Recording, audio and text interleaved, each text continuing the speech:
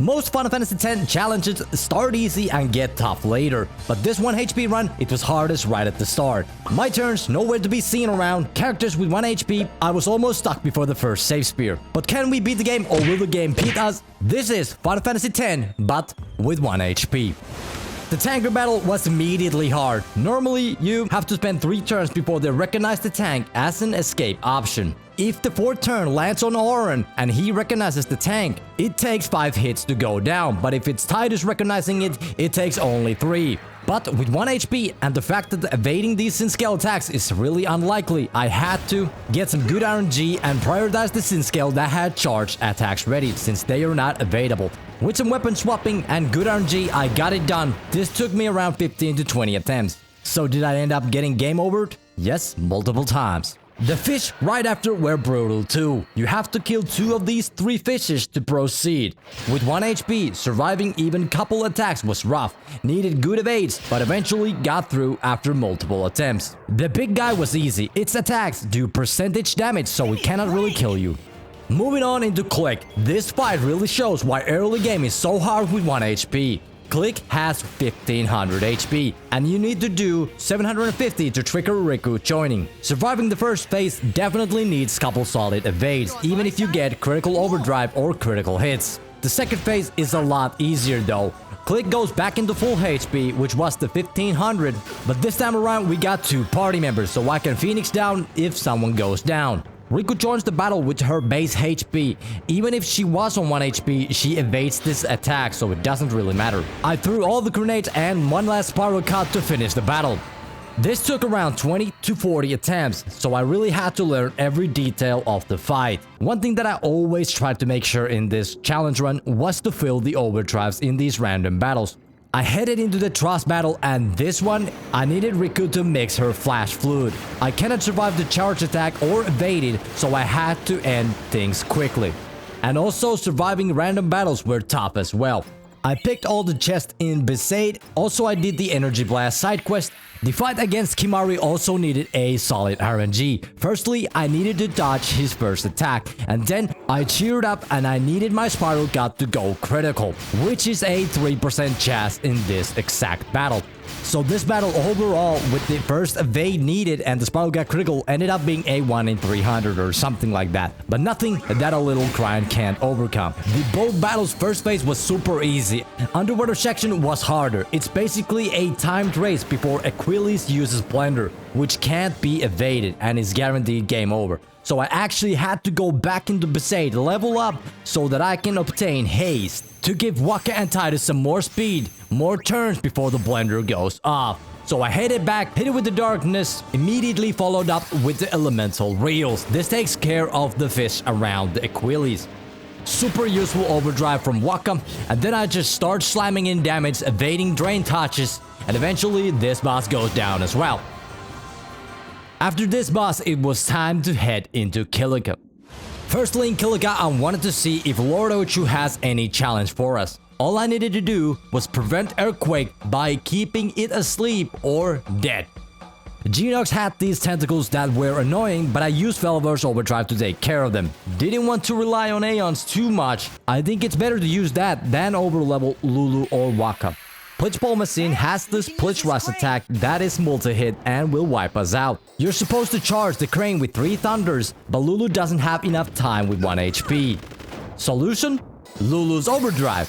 And here's something interesting. Even though Lulu's Thunder Fury didn't hit the crane 3 times, it still counted as the needed 3 hits. So maybe a little glitch there, I don't know. I activated the crane and won easily. My first impressions in this battle were that this was it. I cannot win this boss. Next up was the fish ambush. I thought it would be easy, it wasn't. Used Waka's Overdrive immediately since the CTB bar was so red. Made the mistake of leaving 1 fish alive to revive Tidus, which just respawned the others. I couldn't recover from this mistake and ended up getting game over. I thought this was the phase that they swim towards the next wave. So quick wipeout. Retried with both hasted, no mistakes, and controlled the CTP perfectly. Easy once you don't screw up. By the way, we did lose Blitzball. Then it was time for the bird fight. Wasn't sure how this one's gonna go. I immediately saw with the dark attack, although the bird hits through the darkness, so maybe a little unlucky there. Thankfully, Wakka's weapon also had the poison touch. That made the battle faster, and enough attacks were evaded, and I eventually won this battle. Chocobo Eater started with the haste and a dark attack, didn't bother with the power break because any hit would kill us. Key was pushing him onto his back and not letting this boss push you even once. Not that you don't fall off, but it does deal damage to your whole body, which is gonna be a guaranteed game over. My thoughts exactly. Klikk looked scary, but the head was the priority to stop the thunderstorm. Once the head was down, the Demi literally does nothing. Take the arms away, hit the core, and this boss is actually pretty easy once planned. The second phase, not losable. Extractor, slow touch weapon, saved the day. Landed slow, Titus and Wakka hasted up, damage is flying in, play some element lottery, and this boss goes down pretty easily. Spearmore just figure out the elemental weakness and strike back at it. This boss takes forever, but he can only pretty much kill one character at a time. Crawler, the first strategy was to use Wakka's overdrive to take down the drone, and I tried Kimahri's... What the... Now that I know that it scales up from his HP, I'm never gonna use it again. Take two, and I knew I had to utilize Riku's power and put the items on top. I quickly mix some items together to pretty easily obtain the win. The bosses are really getting tough, so we have to give Riku some more screen time. Heading into the Seymour, I grabbed my spear levels, thought I was set, but guess who forgot to steal petrified grenades? I had to rely on Wakka's CKO to shatter the Guardians, made it way harder than needed here. Also, I needed to buff Titus strength to beat Anima quickly enough. I got lucky with Anima's pain not hitting Titus. Not gonna lie, I am pretty underleveled for these bosses and I'm still managing to full send it. The third phase, we need to finish fast. Release the overdrives to obtain the W. Wendigo, not that bad. This time I used Riku's mix to take down the Guardians. Then I put Wendigo under darkness. Then for some more statuses I gave him the sleep. Eventually Wendigo wakes up and throws his hands up, but it's just too late.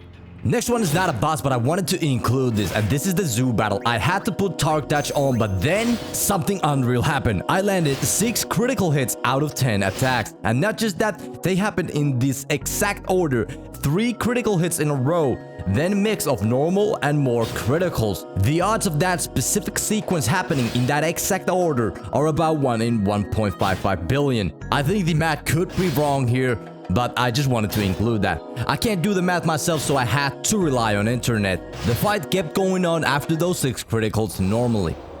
Evrae, I started with the basic haste, get everyone moving fast, then I mixed Riku's miracle drink, which gives us the guaranteed critical hits. That's huge for this fight. I followed up with the Dark Buster. From there, I started landing the first wave of damage. Things got dicey when Evrae used its stone gaze, and luckily it targeted Riku. She turned into stone, but I have soft ready and got her back into the fight quickly.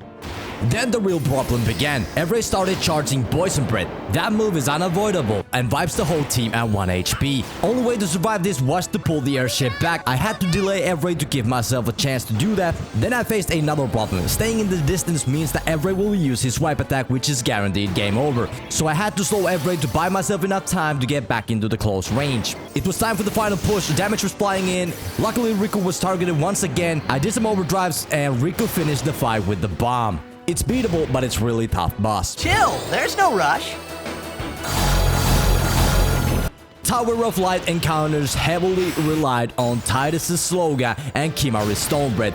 The biggest threat here is the soldiers with the flamethrower. Give them one turn and they will bring the game over. Every Altana, 2 axe potions. Seymour has this deadly spell phase that you have to jump over with Riku mixing the Sunburst. This does some heavy damage. It does actually 20k damage to be exact, and now we can actually start surviving in the battle. After that, my main damage dealing was the Poison Fangs from Riku. After the Sunburst, Seymour doesn't really have much HP left, so you don't need a lot of RNG afterwards. Defender Axe, too easy. Provoke equals W. Nothing else needed. Jimbo, you have to finish off before his overdrive goes off. Then it was time for the Piran and Yankee, and this is technically doable with insane luck and preparation. So here's what you need: a first strike, lightning proof plus fireproof, customizable once you steal the resources. Then you need a little bit more strength that I currently have, an insane amount of luck, because you basically need a critical hit 3 times in a row, and chances of doing one is 3% here. First, you take down Yankee with the jump going critical, then you steal a overdrive from Biran, and because Yankee is down, Biran berserks, and we have enough time to use a normal attack plus seed cannon. So super hard bosses, if there's ever a time that you have one character or the boss has multi-hit moves, it is a guaranteed hard boss. Now Seymour Flux, I use a sunburst once again. The key here is to quickly get him into the point where he starts to charge the big shot. So overdrive, poison fangs, we got him into the point where he starts to get ready to annihilate, but we got way too many turns ahead of us. I was still stuck with the poison fangs and I was still managing to beat these bosses. Sanctuary Keeper, the theme here is that you need to kill him before the photon wings. So in other words, you need to kill him before his first turn. The forgotten mechanic here is that you can threaten this boss with Auron to delay his first turn. And that gives us just enough time to deal 40,000 damage. And for the first time, I needed to start using fire gems. This one super easy, kills one character at a time. Yunaleska is one of those that is already notorious in normal runs. So I had to up my gear to shining gems, and I equipped Riku with reflect so that this sleeve just bounces off. The real problem in first phase is how it ends. I buffed my trio to do quad 9 damage, and then we call in the Valafor, because Yunaleska opens up the second phase with Hellbiter. And against the normal trio, this being unevadable, that would be game over. So we sacrifice one entity, and then I come in with careful planning. I made Lulu's overdrive do exactly 4 hits, since we know what's coming in the third phase, and we cannot enter that with zombie status. Because normally what inflicts zombie here is the Hellbiter, which is game over, so we cannot use that. So Bahamut comes in and enters us into this famous round start of the third phase.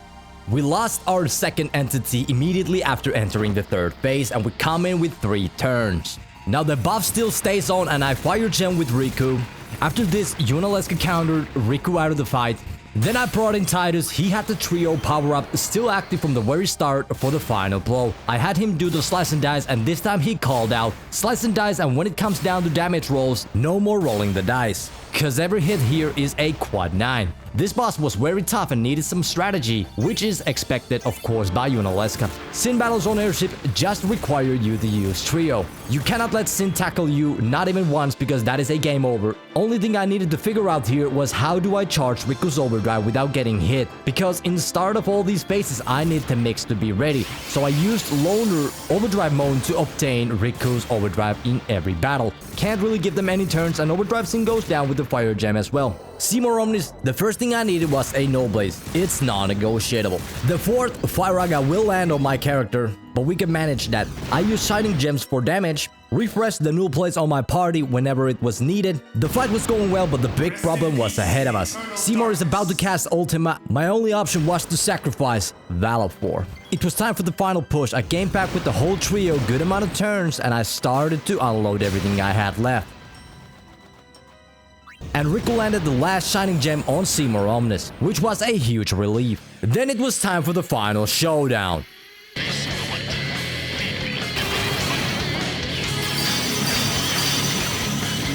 You can't fight your old man without the soundtrack blasting your face off. This battle required everything. Hyper Mighty G with Riku, because Jack likes to open up the second phase with the sword swipe, which we're not dying instantly today. I immediately followed up with another Hyper Mighty G in case he queues up another one.